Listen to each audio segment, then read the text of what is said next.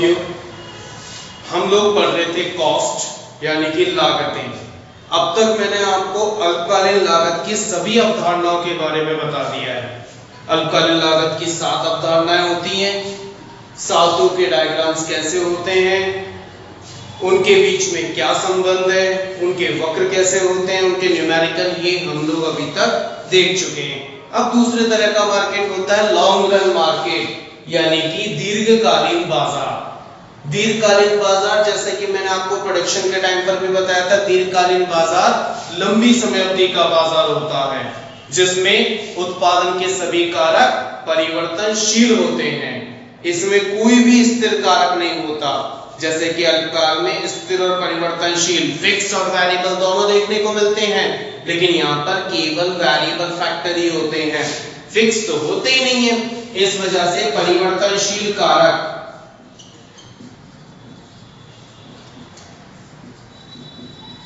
यानी कि variable factor ही total cost का काम करते हैं। इन पर जो होने वाला खर्चा होगा, वेरिएबल फैक्टर्स पर होने वाला खर्चा जो होगा वो ही कुल लागत होगी, क्योंकि यहाँ पर फिक्स फैक्टर, स्थिर कारक का तो कोई उपयोगी नहीं होता।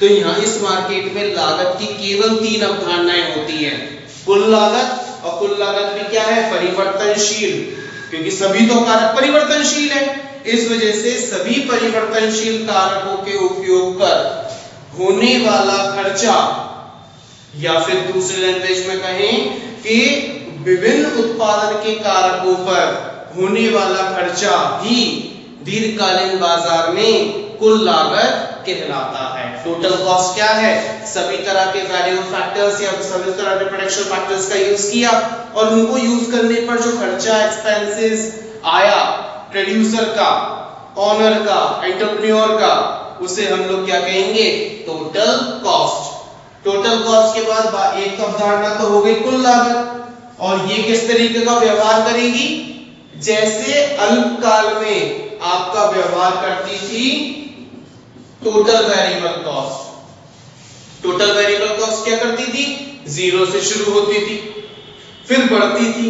वैसे सेम एज इट इज आप लोगों की दीर्घकाल में कुल लागत वक्र बनेगा, 0 से शुरू होगी और ऊपर की तरफ बढ़ जाएगी। वही वाली बात, क्योंकि स्थिर कारक इसमें नहीं है, इस वजह से। अगला होगा औसत लागत। औसत लागत यानी कि एवरेज कॉस्ट। एवरेज कॉस्ट किस तरीके का व्यवहार करेगी, जैसे अल्पकाल में आपकी एवरेज वेरिएबल कॉस्ट व्यवहार करती थी, ठीक है। एवरेज वेरिएबल कॉस्ट जैसी होती थी, कैसी होती थी, यू के शेप की, तो वैसी आपकी ये होगी। और आएगी कैसे, जब हम टोटल कॉस्ट में क्वांटिटी का डिवाइड देंगे तो एवरेज कॉस्ट आ जाएगी। और तीसरी होगी मार्जिनल कॉस्ट यानी कि सीमांत लागत, marginal cost.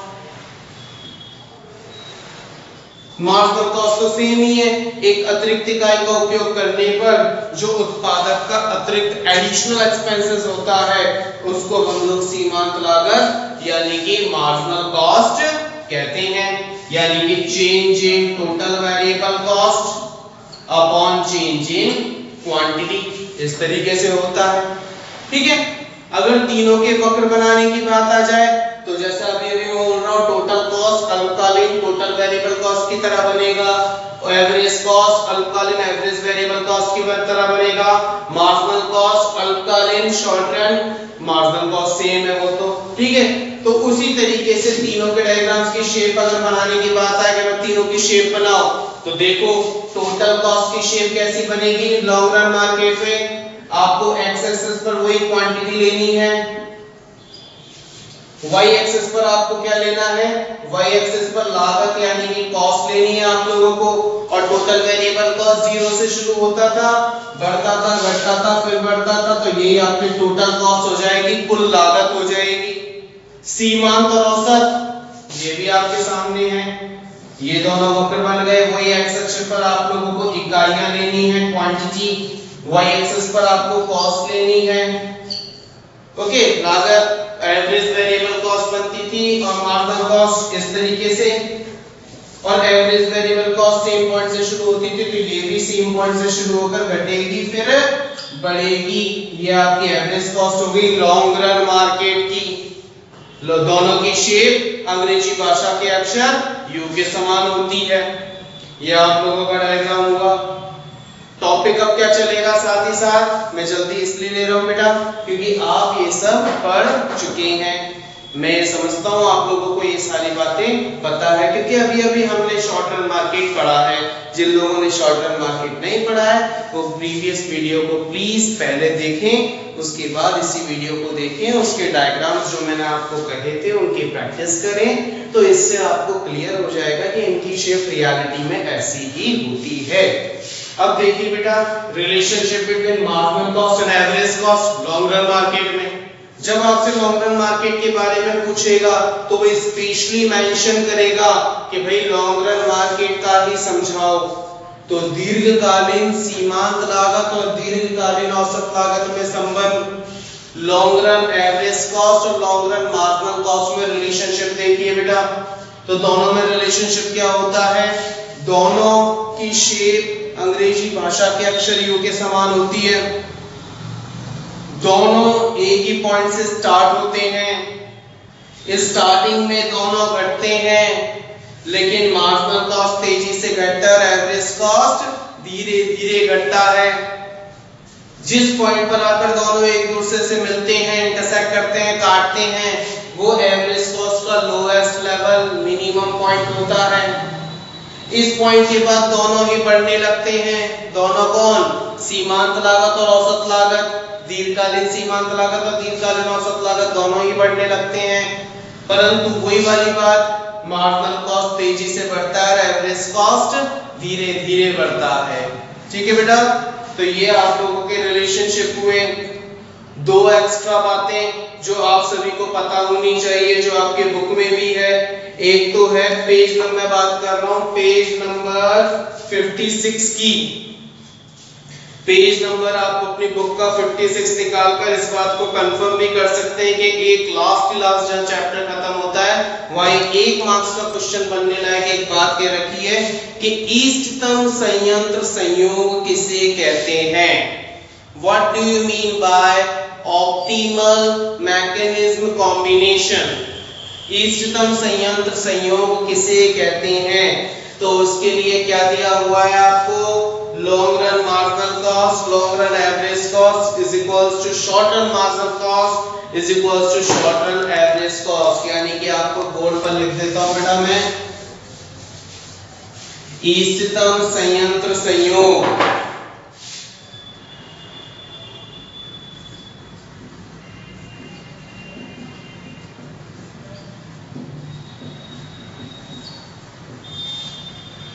Long run marginal cost दीर्घकालीन सीमांत लागत, लॉन्ग रन एवरेज कॉस्ट दीर्घकालीन औसत लागत बराबर शॉर्ट रन मार्जिनल कॉस्ट अल्पकालीन सीमांत लागत, शॉर्ट रन एवरेज कॉस्ट अल्पकालीन औसत लागत। ये सब जब एक दूसरे के बराबर हो जाते हैं, when all four become equals to each other, तो उसे हम लोग क्या कहते हैं बेटा, उसे हम लोग कहते हैं इष्टतम संयंत्र संयोग, यानी कि ऑप्टिमल मैकेनिज्म कॉम्बिनेशन ये कहते हैं। 1 मार्क्स की और बात आती है कि भाई लिफाफा वक्र किसे कहते हैं, एनवलप कर्व। लिफाफा वक्र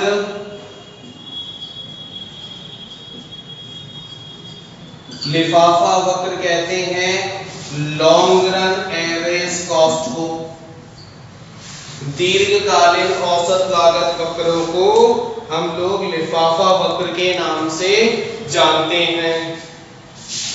ये बात आपको दे रखी है आपकी बुक में,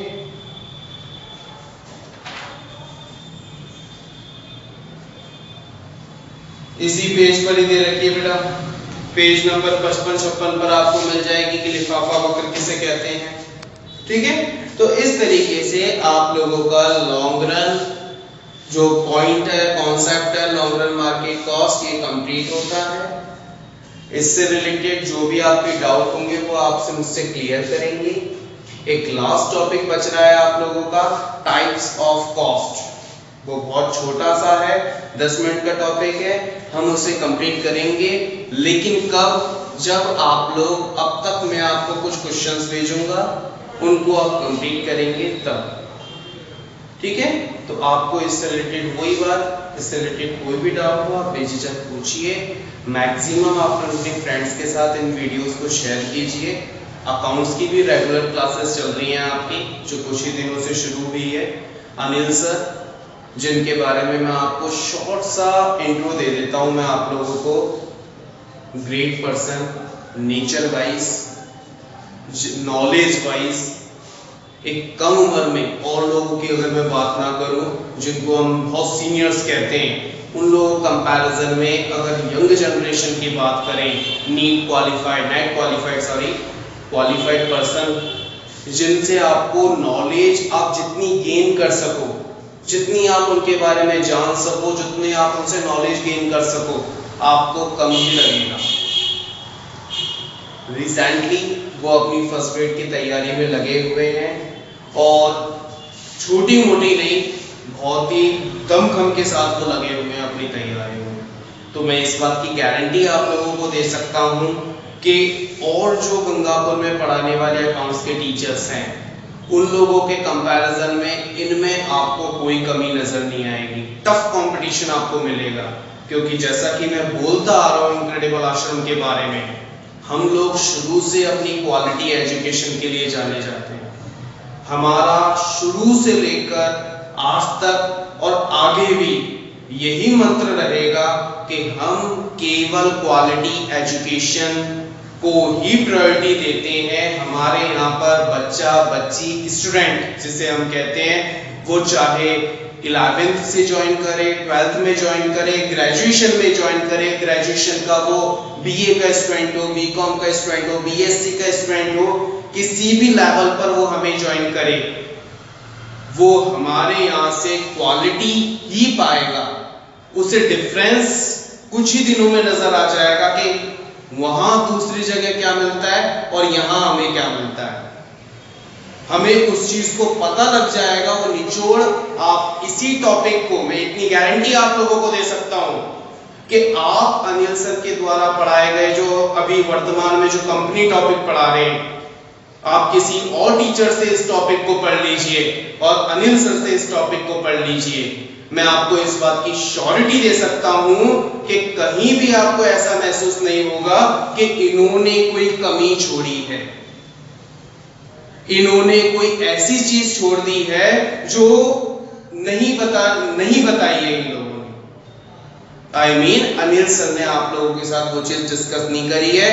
आपके लेवल को ध्यान में रखते हुए, आपका जो 12th का लेवल है उसके अकॉर्डिंग मैं आपसे बात कर रहा हूं, क्योंकि अभी मेरी बात चल रही है 12th के स्टूडेंट से। और अगर मेरी बात को कुछ ग्रेजुएशन के स्टूडेंट भी सुन रहे होंगे तो उन लोगों के लिए भी मैं इस मैसेज को पहुंचा देना चाहता हूं। अभी हमारे साथ ये ज्वाइन कर चुके हैं, पहले भी मेरे काफी टाइम से दोस्त हैं, फ्रेंड है, हम क्लासमेट भी रहे हैं। तो ऐसी सिचुएशन में मैं आपको बोल सकता हूं, कहीं भी आपको ऐसा महसूस हो ही नहीं सकता कि मुझे कोई कमी लगी, कि माइनर सी कमी महसूस हुई कि नहीं यार ये इन्होंने नहीं बताया, क्योंकि क्वालिटी मैं जानता हूं, क्योंकि हम लोग केवल क्वालिटी ही प्रेफर करते हैं और उसी क्वालिटी का परिणाम हमें रिजल्ट में देखने को मिल जाता है।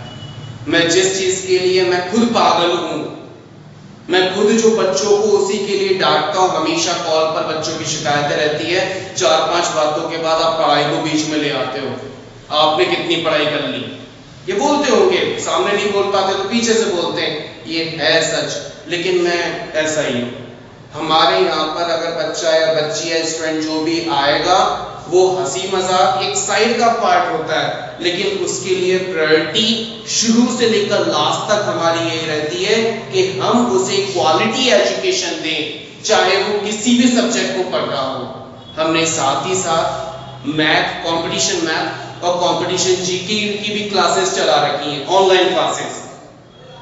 और इस बात की श्योरिटी मैं आपको दे सकता हूं क्योंकि रिव्यूज को मैं देखता हूं कि बच्चों के ना तो रिव्यू में कोई डिफरेंस आया है, बच्चों ने ऐसा नहीं कहा है कि हमें ये सब्जेक्ट में ये डाउट है या फिर पैटर्न चेंज करिए या फिर टीचर चेंज करिए। या फिर मैं आपसे कह सकता हूं बच्चे जो रेगुलरली देख रहे हैं उन लोगों को डिफरेंस पता लग रहा है। जो क्वालिटी हम लोग देना चाहते हैं वो हम देते रहेंगे, आगे भी देते रहेंगे और कमी आपको नहीं मिलेगी, हर बार आपको कुछ परसेंट बढ़कर ही मिलेगा। आप नेक्स्ट डे हमेशा कुछ ना कुछ इंप्रूवमेंट ही देखोगे, हमेशा इंप्रूवमेंट देखोगे। इस बात की मैं आपको कुलदीप शर्मा गारंटी दे सकता हूं। तो बने रहिए हमारे साथ, अपने जो फ्रेंड्स हैं, अपने सीनियर्स हैं, उन लोगों को रिकमेंड कीजिए।